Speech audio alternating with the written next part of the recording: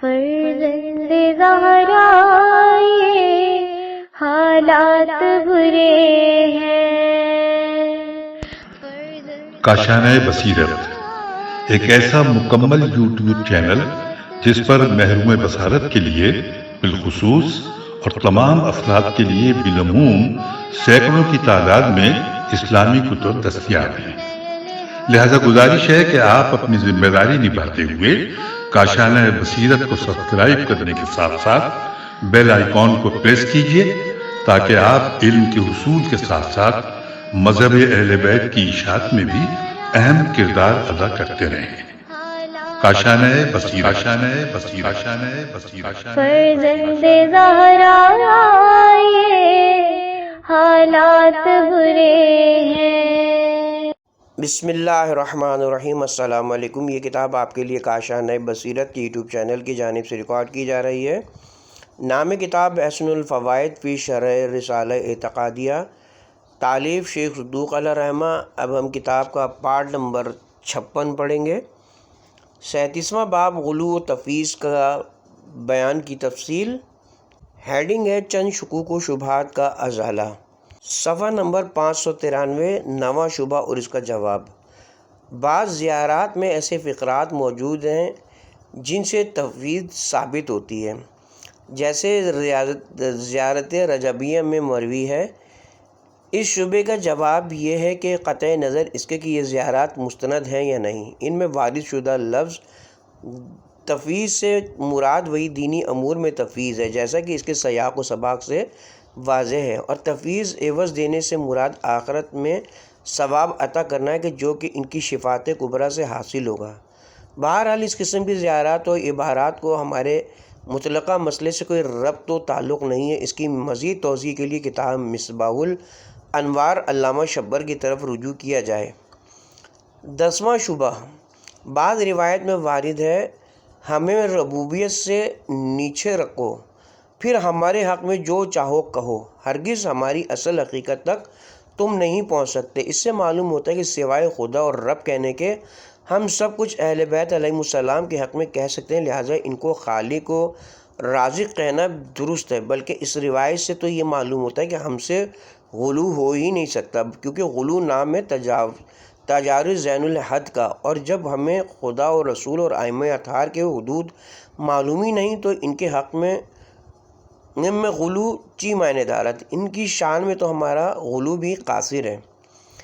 یہ شبہ بچند وجہ باطل ہے۔ وجہ اول، یہ روایت خبر واحد ہے۔ کئی بار عرض کیا جا چکا ہے کہ اصول و عقائد میں اخبار احاد پر بالاتفاق اعتماد نہیں کیا جا سکتا، کیونکہ اخبار احاد سے زیادہ ظن حاصل ہوتا ہے جو کہ عقائد میں ناقابل اعتماد ہے۔ عقائد میں علم و یقین ضروری ہے جو کہ آیات محکمات یا روایات متواترات سے ہی حاصل ہو سکتا ہے۔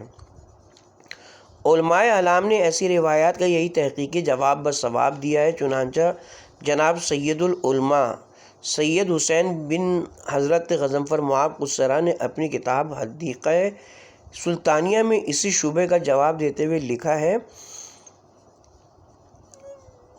بوجہ اخبار احاد سے ہونے کے اصول اعتقاد میں ناقابل اعتماد ہے۔ صفحہ نمبر 78، طبع لکھنؤ۔ دوسری وجہ بنابر تسلیم صحت روایت اس کا وہ مطلب نہیں جو لیا جا رہا ہے۔ یہ تو کلمہ حق ارادہ بالباطل والا معاملہ ہے۔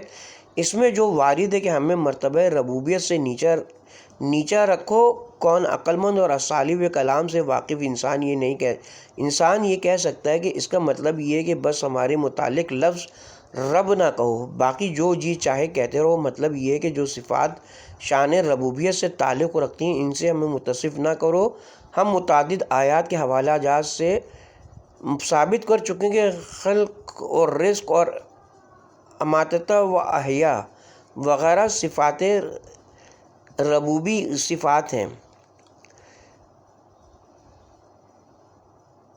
لہذا ائمہ اطہار علیہم السلام ملک الجبار کو خالق اور رازق اور محیی و ممیت کہنا کسی طرح بھی صحیح نہیں ہے۔ تیسری وجہ، اگر بالفرض ایسی روایات کا وہی مطلب ہو جو یہ حضرات مراد لے رہے ہیں کہ سوائے لفظ رب کے سب کچھ کہنا روا ہے، تو کیا یہ حضرات روا رکھیں گے کہ ائمہ طاہرین علیہ السلام کو رسول کہا جائے یا ان کو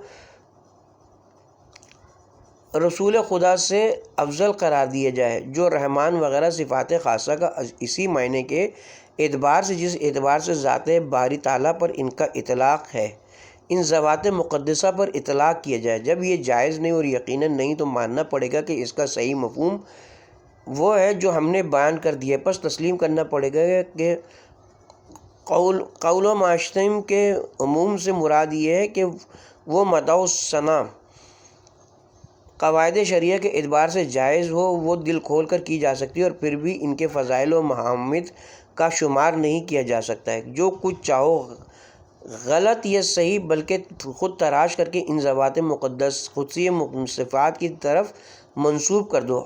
حاشا و کلا کلام امام کا مطلب یہ نہیں ہو سکتا۔ ایسے خوش فہم حضرات کو کلام امام کا مفہوم سمجھنے کی کوشش کرنی چاہیے، کیونکہ فہمیدن چوتھی وجہ یہ درست ہے کہ ہم خدا و رسول اور ائمہ طاہرین کی کما حق و مدح و ثنا سے قاصر ہیں۔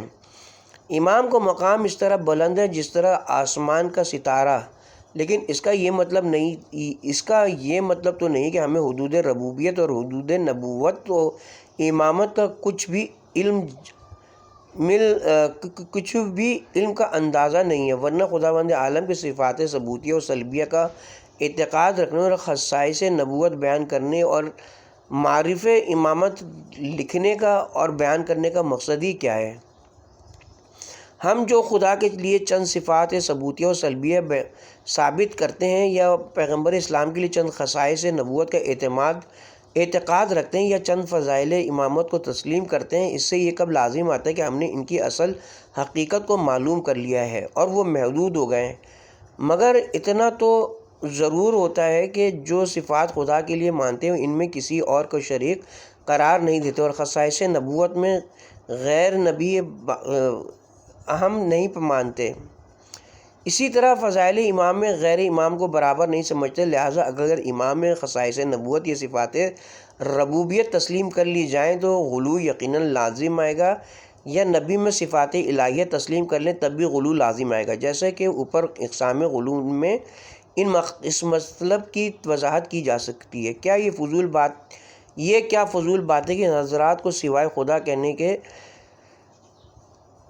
اور کسی طرح ہم سے غلو ہو ہی نہیں سکتا؟ یہ عقیدہ تفویض غلوہی کا تو ایک شعبہ ہے، جیسا کہ ابتدائے محبت میں اسے ثابت کیا جا چکا ہے۔ پس ان حقائق سے ثابت ہوا کہ قولوا ما شئتم کا عموم اپنے عموم پر باقی نہیں ہے بلکہ اس سے مختص ہے۔ ان حقائق سے قطع نظر کر کے اس کے عموم کے ساتھ استدلال کرنا ایسا ہی ہوگا جیسے کوئی شخص حدیث نبوی قولوا لا الہ الا اللہ تفلحوا کے ساتھ تمسک کر کے کہے کہ تمام فرقہ اسلام ناجی ہیں، یا کوئی بدعمل یہ استدلال کرے کہ عمل کی کوئی ضرورت نہیں ہے۔ 11واں شبہ اور اس کا جواب۔ اگر تفویض کا عقیدہ اس لیے غلط ہے کہ اس سے شرک لازم آتا ہے، تو پھر اس خرابی سے کوئی جائے فرار نہیں ہے، کیونکہ ملائکہ کا ان امور کو انجام دینا تو مسلم ہے۔ لہذا یہ کیا بات ہے کہ ملائکہ انہی امور کو انجام دیں تو شرک لازم نہیں آتا، لیکن ائمہ اہل بیت ان کو انجام دیں تو شرک لازم آتا ہے۔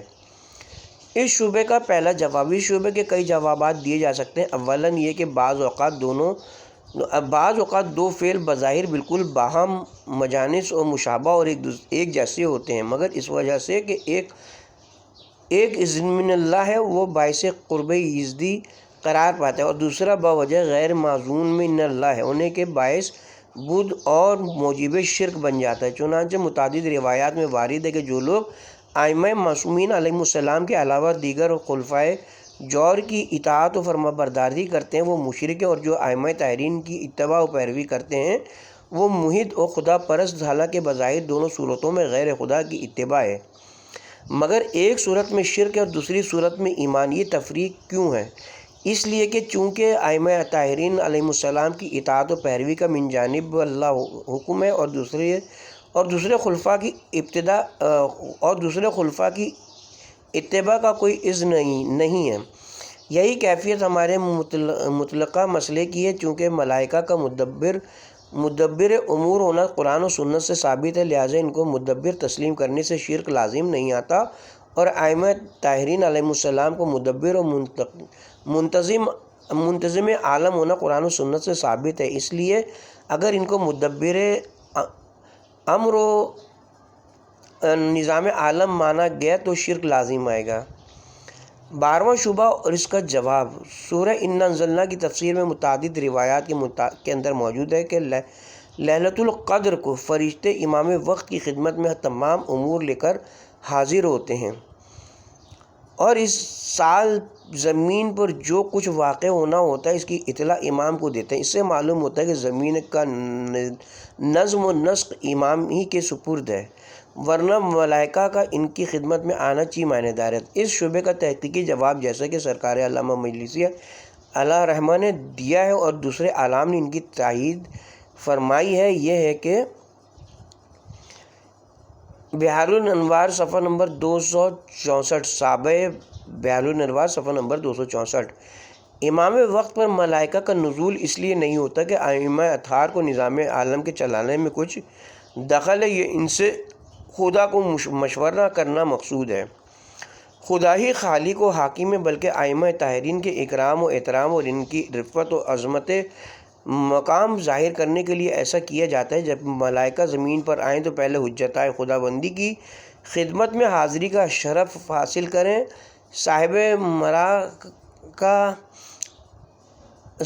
صاحب مرات الانوار و مشکلۃ الاسرار نے سرکار علامہ کی یہی توجیہ وجہ نقل کرنے کے بعد نظر استحسان دیکھتے ہوئے لکھا ہے، صفحہ نمبر 67، میں کہتا ہوں کہ جو کچھ حضرت علامہ مجلسی نے ذکر کیا اس میں ان احادیث کی جو لیلۃ القدر میں ائمہ پر نزول ملائکہ کے بارے میں وارد ہوئے کی بہترین توجیہ و تعویل ہے۔ یہ تھے وہ شکوک و شبہات جن کے ساتھ قائلین تفویض تمسک کرتے ہیں، تمسک کیا جا سکتا ہے، جنہیں تفصیل کے ساتھ ہم نے یہاں یکجا جمع کر کے ان کو بفضلِ تعالیٰ بارے منشوراً کر دیا ہے۔ ایضاح: حضرت مصنف اعلام نے غلات و مفوضہ کے جو علامات مخصوصہ شمار کیے کہ وہ علماء و مشائخ قوم کی طرف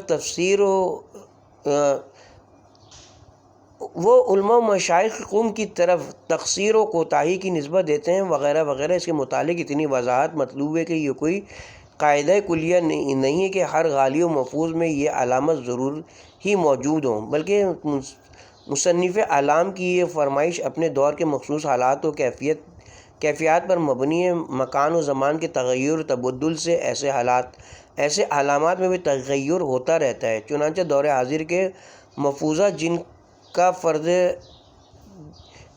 جن کافر و اکمل فرقہ شیخیہ ہے جو کہ شیخ احمد احصائی کا تبع ہے، وہ حوزہ علم نجف اشرف کے علماء اعلام اور دوسرے تمام متبع قرآن و سنت اور خیر الانام علماء کرام کو تقصیر کی طرف منسوب کرتا ہے، اور خود معارف ربانیہ و حقائق سبحانیہ اور دیگر علوم مخفیہ کی معرفت عامہ رکھنے کا مدعی ہے۔ اور یہی کیفیت ہمارے ملک کے علماء نما جہال کی ہے کہ وہ اپنے کی نشر و اشاعت کرنے اور عوام کا اعلام سے داد تحسین حاصل کرنے کے لیے حقیقی علماء مجتہدین کی تذلیل و توہین میں ذرا ہچکچاہٹ محسوس نہیں کرتے، بلکہ اسے اپنا محبوب مشغلہ سمجھتے ہیں۔ بہرحال ان کی شناخت کا اصل معیار وہی عقائد و نظریات فاسدہ ہیں جو بیان ہو چکی ہیں۔ یہ ظاہری علامات فقط بعض اوقات کاشف ہوتی ہیں، اور بعض اوقات ان میں کاشفیت کا پہلو بھی مفقود ہوتا ہے۔ اس کے ساتھ ہی 37واں باب اپنے اختتام کو پہنچا اور صفحہ نمبر 598 سے آغاز ہوتا ہے 38واں باب ظالم لوگوں کے بارے میں اعتقاد۔ جناب شیخ ابو جعفر علیہ رحمہ فرماتے ہیں ظالموں کے متعلق ہمارا یہ اعتقاد ہے کہ وہ ملعون اور رحمت خداوندی سے دور ہیں، ان سے بیزاری اختیار کرنا واجب ہے۔ خداوند عالم ارشاد فرماتا ہے ظالموں کے لیے بروز قیامت کوئی ناصر و مددگار نہ ہوگا۔ ایک اور مقام پر فرمایا جو شخص خدا پر جھوٹ بولے اس سے بڑھ کر کون ظالم ہے۔ یہ لوگ جب خدا کے دربار میں پیش کی جائیں گے تو گواہ کہیں گے کہ یہی وہ لوگ ہیں جو اپنے پروردگار پر جھوٹ بولا کرتے تھے۔ خبردار ان ظالموں پر خدا کی لعنت ہے جنہوں نے خدا کی راہ سے بندوں کو روک کر اس میں کجی ڈالنے کی کوشش کی، اور یہی لوگ آخرت کے منکر ہیں۔ اس آیت کی تفسیر میں عبداللہ بن عباس فرماتے ہیں کہ یہاں سبیل خداوندی سے مراد حضرت امیر المومنین علی ابن ابی طالب علیہ السلام اور دوسرے ائمہ اطہار علیہ السلام ہیں۔ خدا عز و جل کی کتاب میں دو قسم کے اماموں کا ذکر آیا ہے، ایک امام ہدایت، دوسرا امام ضلالت۔ چنانچہ ارشاد قدرت ہے ہم نے انہیں ایسا امام بنائے کہ وہ ہمارے حکم سے ہدایت کرتے ہیں۔ نیز ائمہ ضلالت کی مذمت میں خدا فرماتے ہیں ہم نے انہیں ایسا امام پیدا کیا ہے جو دوزخ کی طرف لوگوں کو دعوت دیتے ہیں۔ قیامت کے روز ان کی امداد نہ کی جائے گی، اور ہم نے اس دنیا میں ان کے پیچھے لعنت لگا رکھی ہے، اور بروز قیامت ان کا شمار ذلیل و خوار لوگوں میں ہوگا۔ جب یہ آیت مبارکہ نازل ہوئی کہ اس فتنے سے ڈرو جو صرف انہی لوگوں کو نہیں پہنچے گا جو تم میں سے ظالم ہیں، بلکہ سب کو اپنی لپیٹ میں لے لے گا، تو اس کی تفسیر میں جناب رسول خدا صلی اللہ علیہ وسلم نے فرمایا جو شخص میری وفات کے بعد میرے مقام خلافت کے متعلق علی بن ابی طالب پر ظلم کرے گا تو گویا اس نے میری اور مجھ سے پہلے گزرے ہوئے تمام انبیاء کی نبوت کا انکار کیا۔ اس کو دوبارہ پڑھتے ہیں تو گویا اس نے میری اور مجھ سے پہلے گزرے ہوئے تمام انبیاء کی نبوت کا انکار کیا، اور جو شخص کسی ظالم سے بھائی چارے قائم کرے وہ خود بھی ظالم۔ اس سلسلے میں خدا فرماتا ہے اے ایمان والو تم اپنے ان باپ بھائیوں سے محبت اور دوستی نہ رکھو جو ایمان کے مقابلے میں کفر کو ترجیح دیتے ہیں، اور تم میں سے جو شخص ان سے دوستی رکھے گا وہ بھی ان ظالموں میں سے ہوگا۔ نیز خدا فرماتا ہے اے ایمان والو اس گروہ سے محبت نہ کرو جس پر خدا از غضب نہ کہ وہ آخرت سے اس طرح مایوس ہیں جس طرح کے کافر لوگ قبروں کے مردوں سے مایوس ہیں۔ نیز خدا تعالیٰ فرماتا ہے جو لوگ خدا اور قیامت پر یقین رکھتے ہیں تم ان کو دشمنان خدا اور رسول سے محبت کرتے ہوئے نہیں پاؤ گے، خواہ وہ ان کے باپ دادا یا بیٹے یا بھائی اپنے قریبی رشتہ داری کیوں نہ ہوں، یہ اس لیے کہ خدا نے ان کے دلوں میں ایمان راسخ کر دیا۔ نیز خدا فرماتا ہے تم میں سے جو شخص ان ظالموں سے دوستی رکھے گا وہ بھی انہی میں شمار ہوگا۔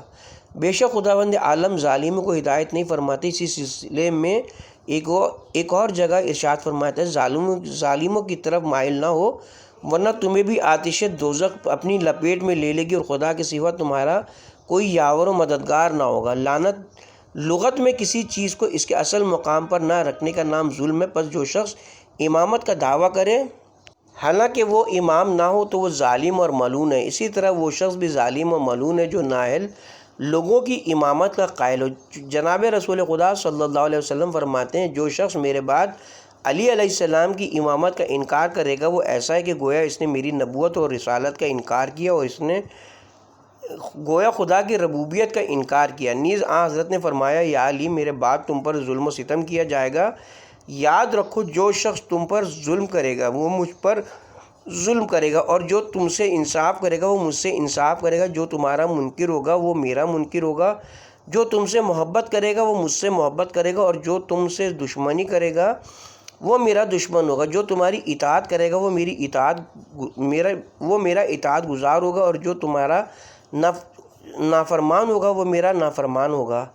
ہمارا عقیدہ اس شخص کے متعلق جو حضرت امیر اور دیگر ائمہ طاہرین علیہ السلام کی امامت و خلافت کا منکر ہے یہ ہے کہ وہ ایسے شخص کی مانند ہے کہ جس نے تمام انبیاء کی نبوت کا انکار کیا ہو، اور جو شخص حضرت امیر المومنین علیہ السلام کی امامت کا تو قائل ہو مگر دوسرے 11 اماموں میں سے کسی ایک کی امامت کا منکر ہو، تو اس کے متعلق ہمارا اعتقاد یہ کہ ایسا شخص اس آدمی کی مانند ہے جو تمام انبیاء مسلف کی نبوت کا اقرار تو کرتا ہے مگر حضرت محمد مصطفیٰ صلی اللہ علیہ وسلم کی نبوت کا منکر ہو۔ امام جعفر صادق علیہ السلام فرماتے ہیں جو شخص ہمارے آخری امام کا انکار کرے وہ ایسا ہے کہ گویا اس نے ہمارے پہلے امام کا انکار کر دیا۔ جناب رسول خدا صلی اللہ علیہ وسلم فرماتے ہیں میرے بعد میری مسند خلافت کے وارث 12 امام ہوں گے، ان میں سے پہلے حضرت علی بن ابی طالب ہیں اور آخری حضرت مہدی علیہ السلام میں قائم ہوں گے، اور ان کی اطاعت میری اطاعت اور ان کی نافرمانی میری نافرمانی ہے۔ جو شخص ان میں سے کسی ایک کی امامت کا انکار کرے وہ ایسا کہ گویا اس نے میری نبوت کا انکار کیا ہے۔ امام جعفر صادق علیہ السلام فرماتے ہیں جو شخص ہمارے دشمنوں اور جنہوں نے ہم پر ظلم کیے ہیں کہ کفر میں شک کرے وہ خود کافر ہے۔ حضرت امیر المومنین علیہ السلام فرماتے ہیں میری ابتدائی ولادت سے برابر مجھ پر ظلم ہوتا رہا ہے، یہاں تک کہ جب عقیل کی آنکھوں میں درد ہوتا تھا تو وہ کہتے پہلے علی کی آنکھ میں دوا ڈالو تب میں ڈلواؤں گا۔ اس وقت میری آنکھوں میں دوا ڈال دی جاتی تھی حالانکہ میری آنکھوں میں قطعاً کوئی درد نہ ہوتا تھا۔ حضرت علی علیہ السلام سے جنگ کرنے والوں کے متعلق ہمارا عقیدہ پیغمبر کے اس ارشاد کے مطابق یہ ہے کہ جو جناب علی سے جنگ کرے وہ مجھ سے جنگ کرتا ہے اور مجھ سے لڑائی کرنے والا خدا سے لڑنے والا ہے۔ اسی طرح حضرت نے جناب امیر المومنین حضرت فاطمہ اور جناب امام حسن اور امام حسین علیہ السلام کو مخاطب کر کے فرمایا کرتے تھے جو شخص تم سے لڑے گا میری بھی اس سے لڑائی اور جو تم سے صلح کرے گا اس سے میری بھی صلح ہے۔ حضرت سید عالم جناب فاطمۃ الزہرا سلام اللہ علیہا کے بارے میں ہم عقیدہ رکھتے کہ وہ مقدورہ تمام زنان اولین و آخرین کی سید و سردار ہیں۔ خدا عز و جل ان کی ناراضی سے ناراض اور ان کی رضامندی سے رضامند ہوتا ہے کیونکہ اس معصومہ کو خداوند عالم نے ماں ان کے شیعوں کے آتش جہنم سے آزاد کر دیا ہے۔ ہم اس بات کا بھی اعتقاد رکھتے ہیں کہ جناب سیدہ اس حال میں دنیا سے رخصت ہوئی کہ آپ ان لوگوں پر ناراض تھیں جنہوں نے آپ پر ظلم و ستم کیا، آپ کے حق و غضب کیا اور میراث پدر سے محروم کیا۔ حالانکہ جناب پیغمبر اسلام فرمایا کرتے تھے فاطمہ میرا ٹکڑا ہے، جس نے ان کو اذیت دی اس نے در حقیقت مجھے اذیت دی، جس نے ان کو غضب نہ کیا اس نے مجھے غضب نہ کیا، اور جس نے ان کو خوش کیا اس نے مجھے خوش کیا۔ فاطمہ میرا ٹکڑا ہے، فاطمہ میری وہ روح ہے جو میرے دونوں پہلوؤں کے درمیان ہے، جو چیز ان کو رنج پہنچائے وہ مجھے رنج پہنچاتی اور جو چیز ان کو مسرور و شاد کام کرے وہ مجھے مسرور و شاد کام کرتی ہے۔ برات کے متعلق ہمارا اعتقاد یہ ہے کہ یہ 4 بتوں سے برات واجب ہے اور وہ یہ ہیں یغوث، یعقوق، نصر اور حبل۔ اسی طرح ان 4 اصنام سے بھی بیزاری لازم ہے جنہیں خدا کا مثل سمجھا جاتا ہے، اور یہ ہیں لات، منات، عزا اور شعرا۔ نیز ان لوگوں سے بھی برات و بیزاری اختیار کرنا واجب ہے جو ان کی عبادت کرتے اور ان کے ہم پیالہ اور ہم نوالا ہیں اور جو ان کے فرما بردار ہیں۔ یہ اعتقاد بھی ضروری ہے کہ مذکورہ بالا لوگ بدترین خلائق ہیں۔ خدا کی وحدانیت، رسول اللہ صلی اللہ علیہ وسلم کی رسالت اور ائمہ ہدیٰ کی امامت کا اقرار اس وقت تک مکمل نہیں ہو سکتا جب تک کہ ان کے دشمنوں سے مکمل برات و بیزاری اختیار نہ کی جائے۔ انبیاء و مرسلین اور ائمہ معصومین علیہ السلام کے قاتلوں کے بارے میں ہمارا عقیدہ یہ کہ یہ لوگ کافر اور مشرک ہیں، جہنم کے سب سے نچلے درجے میں دائمی عذاب الہی میں گرفتار رہیں گے۔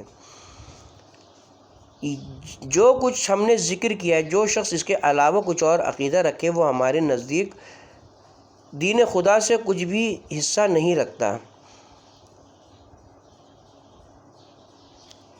38واں باب ظالموں کے متعلق عقیدے کا تفصیلی بیان۔ اس باب میں حضرت مصنف علام نے چند امور ذکر کیے ہیں۔ نمبر 1 ظالمین اور ائمہ طاہرین کے معاندین سے بیزاری اختیار کرنا۔ نمبر 2 منکرین امامت ائمہ کا انجام۔ نمبر 3 امیر المومنین علیہ السلام کے ساتھ جنگ کرنے والوں کا حشر۔ نمبر 4 جناب سیدہ عالم کی تمام زنان عالم پر افضلیت۔ نمبر 5 قاتلین انبیاء اور ائمہ کا کفر۔ ہم ذیل میں ان تمام مسائل پر اور بعض دوسرے متعلقہ مباحث پر حسب گنجائش کسی قدر تفصیل سے تبصرہ کرتے ہیں۔ ہیڈنگ ہے حق و باطل کی باہمی معرکہ آرائی۔ حق و باطل کی مارکہ آرائی اور زور آزمائی ابتدائی آفرینش کائنات سے جاری و ساری ہے۔ ستیزہ کار رہا ہے ازل سے تا امروز، چراغ مصطفی سے شرارِ بولہبی۔ اور آثار سے واضح و آشکار ہوتا ہے کہ یہ سلسلہ قیامت تک اسی طرح جاری رہے گا۔ دنیا میں ہر شے حقیقت اور ہر نظریے کی ضد موجود ہے۔ جب یزدان اور رحمان کے مقابلے میں ارحمین و شیطان کھڑا ہو گیا تو باقی کیا رہ جاتا ہے؟ ہر خیر کے ساتھ شر اور ہر حقیقت کے ساتھ اس کی ضد موجود ہے۔ حابیل کے مقابلے کے لیے قابیل، موسیٰ کے لیے فرعون اور محمد مصطفیٰ صلی اللہ علیہ وسلم کے خلاف ابو جہل، ابو سفیان اور مسلمہ کذاب وغیرہ موجود ہیں۔ اسی طرح حقیقی خلافت و امامت کے خلاف مصنوعی خلافت و حکومت موجود ہے۔ حقیقت یہ کہ اسلام کے اندر جتنے خون خرابے اور فتنے فساد اس اختلاف کی وجہ سے ہوئے، اتنے اور کسی وجہ سے نہیں ہوئے۔ حقیقت نے ہمیشہ کذب کو ماننے سے انکار کیا، خواہ اس کے سر پر کتنے ہی آرے چلے، اور کذب نے حکومت کی آڑ میں کوئی ایسا ظلم نہیں تھا جو حق اور اہل حق پر نہ کیا ہو۔ اسی تنازع نے اسلام کے فقہ و احکام پر بھی بہت برا اثر ڈالا، اور یہی اختلاف تمام اختلافات اور فقہ اسلام کے احکام میں ترمیم و تصنیع کا باعث بنا۔ جن لوگوں کو حضرت صلی اللہ علیہ وسلم کے انتقال پرملال کے بعد اقتدار حاصل ہو گیا تھا، انہوں نے اسلامی امامت کو یونانی حکومت کے ساتھ بدل دیا، اور اس تبدیلی کے لیے انہیں وہ تمام نظریات جن پر حقیقی امامت مبنی تھی بدلنے پڑے، اور ان کے بدلنے کے ساتھ اسلام بدلا گیا۔ غرض کے بقول صاحب علل و نحل، امامت کا اختلاف امت اسلامیہ میں سب سے بڑا اختلاف، اور مذہب تشیع و تسنن کا بنیادی نقطہ اختلاف بھی یہی تنازع ہے۔ کتاب کا حوالہ فلسفہ اسلام۔ امت اسلامیہ میں امامت کے دو سلسلے موجود ہیں۔ ایک وہ سلسلہ جلیلیہ جو حضرت امیر المومنین علی بن ابی طالب علیہ السلام سے شروع ہو کر 12ویں امام مہدی اور دوران صاحب العصر والزمان تک منتہی ہوتا ہے، اور دوسرا سلسلہ جناب ابو بکر سے شروع ہو کر نامعلوم مروان الحمار اموی یا متسم عباسی یا کسی اور پر جا کر منتہی ہوتا ہے، جس کا صحیح علم ان کی خلافت کے علمبرداروں کو بھی نہیں ہے۔ تفصیلات معلوم کرنے کے لیے شائقین ہماری کتاب اثبات الامامت صفحہ نمبر 260-261 کی طرف رجوع کریں۔ خلافت علی علیہ السلام کا اجمالی بیان۔ حضرات شیعہ خیر البریہ کا یہ عقیدہ ہے کہ جناب سرور کائنات سنت الہیہ کے مطابق حضرت علی علیہ السلام کو اپنا خلیفہ و جانشین مقرر فرما کر دنیا سے تشریف لے گئے۔ اس خلافت کا اعلان دعوت ذوالشیرہ کے موقع پر کیا، مسند احمد بن حنبل وغیرہ، اور آخر میں غدیر قوم کے مقام پر عملاً جناب علیہ السلام کو اپنا خلیفہ بلا فصل مقرر فرمایا اور ولی عہدی کی رسم ادا فرمائی، اور اس درمیانی عرصے میں بھی حضرت برابر حضرت علی کے فضائل و مناقب اور ان کی تقرری کا تذکرہ فرماتے رہے، اور باقی 11 ائمہ طاہرین علیہ السلام کی بھی نام و نسب تصریح فرما دی، جیسا کہ باب نمبر 35 کے ذیل میں اس مطلب پر فی الجملہ تبصرہ کیا جا چکا ہے۔ حضرت صلی اللہ علیہ وسلم نے اپنی اس اسوہ حسنہ سے واضح کر دیا کہ خلافت بالنص ہوتی ہے، نہ بلا اجماع وغیرہ، مگر افسوس حسب رسم قدیم ابنائے دنیا نے ان وارثان زمین کو حضرت صلی اللہ علیہ وسلم کی ظاہری مسند خلافت پر متمکن نہ ہونے دیا، اور زمام حکومت ایسے ہاتھوں میں دے دی جو کسی طرح بھی اس منصب الہی کے اہل نہ تھے۔ لہٰذا ان ائمہ طاہرین علیہ السلام کی موجودگی میں جن لوگوں نے ظاہری خلافت و حکومت پر قبضہ کیا، ان کا یہ قبضہ حضرت علی اور اولاد علی علیہ السلام کی نگاہ میں غاصبانہ و ظالمانہ تھا۔ والحق مع علی و علی مع الحق، جیسا کہ یہ امر حضرت امیر المومنین کے متعدد خطبات و ارشادات اور دوسرے ائمہ طاہرین علیہ السلام کے فرمائشات سے واضح ہو آیا ہے۔ مثلاً خطبہ شقیہ میں آپ فرماتے ہیں، یعنی خلیفہ اول نے قمیض خلافت کو زیب تن کر لیا، حالانکہ اسے علم تھا کہ مجھے خلافت سے وہی تعلق ہے جو کتب آسیہ کو آسیہ سے ہوتا ہے۔ میں اس علمی بلند مقام پر فائز ہوں کہ مجھ سے علم و معرفت کے چشمے پھوٹ رہے ہیں اور مجھ تک پرندہ بھی پر مار کر نہیں پہنچ سکتا۔ نہج البلاغہ صفحہ نمبر 25 جلد نمبر 1 طبع مصر۔ ائمہ اہل بیت علیہم السلام اور خلفائے ثلاثہ کی خلافت۔ نہج البلاغہ میں ایک مکتوب میں جو آپ نے معاویہ کے خط کے جواب میں ارسال فرمایا، خلافت ثلاثہ کی ناپسندیدگی کے سلسلے میں فرماتے ہیں، یعنی باقی رہا میرا ان لوگوں کی خلافت کو ناپسند کرنا، سو میں اس کی عذر خواہی لوگوں کے سامنے پیش نہیں کرتا۔ آپ کا یہ خط العقد الفرید کتاب کا حوالہ ہے، اس میں مذکور ہے۔ خلیفہ دوم کی وفات کے بعد جب مجلس شورا میں عبد الرحمن بن عوف نے کتاب خدا سنت مصطفیٰ کے ساتھ ساتھ سیرت شیخین پر عمل کرنے کی شرط پر زمام خلافت جناب امیر کے حوالہ کرنا چاہی تو جناب امیر نے تخت حکومت کو پائے استحقار سے ٹھکرا دیا، مگر بیعت شیخین پر عمل کرنے کی شرط کو قبول نہیں فرمایا۔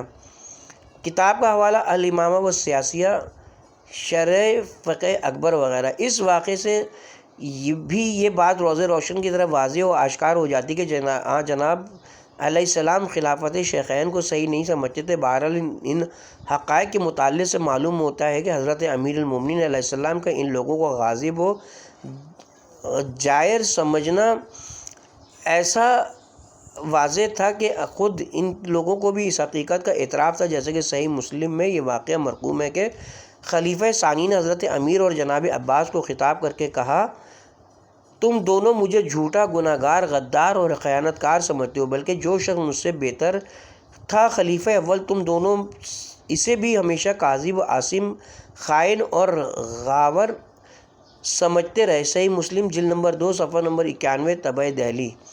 حضرت امیر اور جناب عباس کے سکوت نے اس پر مہر تصدیق ثبت کر دی ہے کہ واقعاً وہ لوگوں کو ایسے ہی سمجھتے تھے۔ ان حقائق کو ہم نے تفصیل کے ساتھ اپنی کتاب اثبات الامامہ میں ذکر کیا ہے، شائقین تفصیل اس کی طرف رجوع کریں۔ یہاں فقط اشارہ مقصود ہے، مگر زمانے کی ستم ظریفی دیکھی کہ ادھر حضرت امیر حضرت صلی اللہ علیہ وسلم کی تہجیز و تکفین اور نماز جنازہ پڑھانے میں مشغول رہے اور ادھر جناب کا حق غضب ہوتا رہا۔ برات و بیزاری کا عقلی اور نقلی ثبوت۔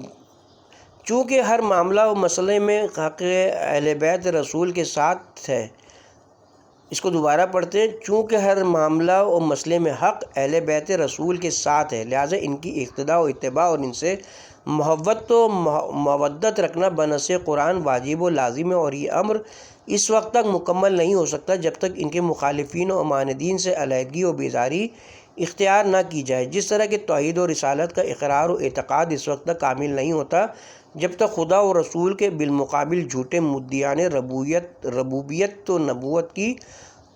ربوبیت اور رسالت کا انکار کر کے ان سے بیزاری اختیار نہ کی جائے۔ اور یہی کلمہ توحید لا الہ الا اللہ محمد رسول اللہ علی ولی اللہ کا مفاد و محاصل ہے، اور یہ نظریہ فطرت صحیحہ کے عین مطابق ہے، اور چونکہ دین اسلام فطری دین ہے، بلکہ یہی امر اس دین کا دیگر ادیان عالم کے بالمقابل طغرۂ امتیاز و مایہ کمال ہے کہ یہ دین فطرت ہے، عقل سلیم و طبع مستقیم کے عین مطابق ہے، جیسا کہ اس مطلب پر بعض سابقہ ابواب میں مفصل تبصرہ کیا جا چکا۔ اس لیے دین اسلام نے اس مسئلے پر بہت زور دیا ہے۔ ارباب عقل و دانش پر مخفی نہیں کہ عقل سلیم کا یہ فیصلہ ناقابل انکار ہے کہ سچا و جھوٹا، عالم و جاہل، مومن و منافق، مسلم و کافر، ظالم و مظلوم، مکار و عیار و متقی و پرہیزگار، غرض کے نیک و بد، امام اہل جنت و امام اہل نار دونوں مساوی و برابر نہیں ہو سکتے۔ عقل سلیم کا یہ اٹل فیصلہ کہ سچے سے دوستی اور جھوٹے سے بیزاری، عالم سے الفت اور جاہل سے نفرت، مسلم و مومن سے محبت و منافق وہ کافر سے عداوت، مظلوم سے ہمدردی اور ظالم سے برات، مکار سے کنارہ کشی اور پرہیزگار سے راہ و رسم رکھنا، سچے نبی و امام سے تولا اور ان کی اتباع و اقتدار، اور جھوٹے مدعیان نبوت و امامت سے بغض و عداوت اور ان سے تبرہ یعنی علیحدگی و بیزاری اختیار کرنا واجب و لازم ہے۔ کوئی ذوق سلیم و عقل مستقیم رکھنے والا انسان خواہ جس مذہب و ملت سے تعلق رکھتا ہو، بشرطے کہ تعصب و عناد نے اس کی عقل و فکر کو شل نہ کر دیا، وہ بفضلِ تعالیٰ مذکورہ بالا حقائق میں ہرگز کسی قسم کا شک و شبہ نہیں کر سکتا۔ مذاہب اسلام میں جو مذہب صحیح اسلامی تعلیمات کا حامل ہے وہ بحمدِ تعالیٰ مذہب شیعہ خیر البریہ ہے، اس لیے اس میں تولا و تبرہ کو جزو اس مذہب قرار دیا گیا، اور یہ نظریہ قرآن و حدیث کے عین مطابق ہے۔ ارشاد قدرت ہے سورہ آل عمران پارہ نمبر 3 رکوع نمبر 10، یعنی اہل ایمان کے لیے جائز نہیں کہ وہ مومنوں کو چھوڑ کر کافروں کو دوست بنائیں۔ ایک اور مقام پر ارشاد فرماتا ہے سورہ مطمئنہ پارہ نمبر 28 رکوع نمبر 7، اے ایمان والو میرے اور اپنے دشمنوں کو دوست نہ بناؤ۔ اس کو دوبارہ پڑھتے ہیں، اے ایمان والو میرے اور اپنے دشمنوں کو دوست نہ بناؤ۔ خداوند عالم حضرت ابراہیم کے متعلق فرماتا ہے کہ جب ان کو علم ہوا کہ ان کا چچا آزر دشمن خدا ہے تو انہوں نے فوراً اس سے بیزاری و علیحدگی اختیار کر لی۔ خدا ان کی مدح فرماتا ہے، یہ ہے تبرہ و تولا کی اصل حقیقت ہے جسے صحیح تسلیم کرنے میں ہرگز کوئی عقل سلیم آباد انکار نہیں کر سکتی، مگر فتنہ پرداز ملاؤں نے اس مسئلے کو ہمارے خلاف عوام الناس میں کچھ اس طرح غلط انداز میں پیش کیا کہ ان کے اذہان میں راسخ کر دیا کہ تبرہ کا مفہوم اصحاب رسول کو سب و شتم کرنا ہے، حالانکہ ارباب علم و بصیرت جانتے کہ لغت عرب میں تبرہ کا مفہوم ہے بیزار شدن، یعنی کسی سے علیحدگی اور بیزاری اختیار کرنا، اور سب و شتم کا مفہوم ہے دشنام و دعان، یعنی کسی کو گالی دینا۔ اس کے ساتھ ہی اب ہم یہاں پہ کتاب کے پارٹ نمبر 56 کا اختتام کرتے ہیں۔ 38واں باب ظالموں کے متعلق عقیدے کا بیان کی تفصیل ابھی جاری ہے، اور پارٹ نمبر 57 کا آغاز ہم اسی باب سے کریں گے انشاءاللہ۔